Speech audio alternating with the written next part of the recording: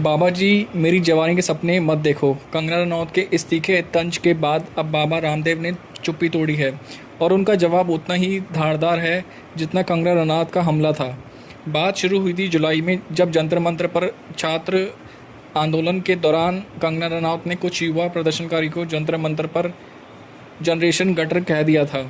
बयान पर जमकर बवाल मचा, विपक्ष ने घेरा और कंगना की सफाई भी देनी पड़ी। लेकिन असली मोड़ आया जब बाबा रामदेव ने इस पर प्रतिक्रिया दी। उन्होंने कंगना की पढ़ाई, बचपन, जवानी और पुराने कारनामों पर ही सवाल उठा दिए।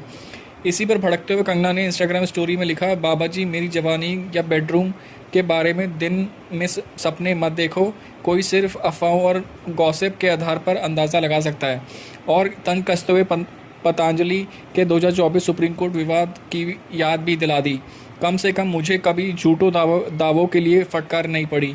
अब बाबा रामदेव ने इसका जवाब दिया है और उन्होंने सीधे कहा कि वो छिछले लोगों पर टिप्पणी करने की ज़रूरत नहीं समझते। रामदेव ने अपने रुख पर कायम रखते हुए दोहराया कि देश के युवाओं को गटर जनरेशन कहना बिगड़े हुए दिमाग की निशानी है और बीजेपी नेतृत्व को इस तरह की भाषा पर संज्ञान लेना चाहिए।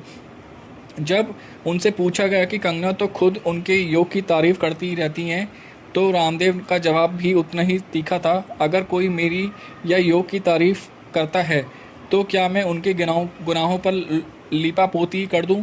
यानी ये अब सिर्फ बयान का मामला नहीं रहा, बल्कि बीजेपी सांसद और देश के सबसे बड़े योग गुरुओं में से एक बीच खुली जुबानी जंग बन चुकी है। और दिलचस्प बात यह है कि दोनों ही बीजेपी के करीबी माने जाते हैं। तो सवाल उठता है, क्या पार्टी इस विवाद पर चुप्पी साधे रहेगी या किसी एक पक्ष को शांत करने के लिए दखल देगी? तो क्या ये जुबानी जंग यहीं थमेगी या फिर आने वाले दिनों में तीखी होगी? कंगना रनौत का पलटवार सही था या रामदेव की बात में दम था? अपनी राय कमेंट में जरूर बताइए और ऐसे ही ट्रेंडिंग खबरों के लिए चैनल को सब्सक्राइब करना ना भूलें। धन्यवाद, मिलते हैं अगली वीडियो में।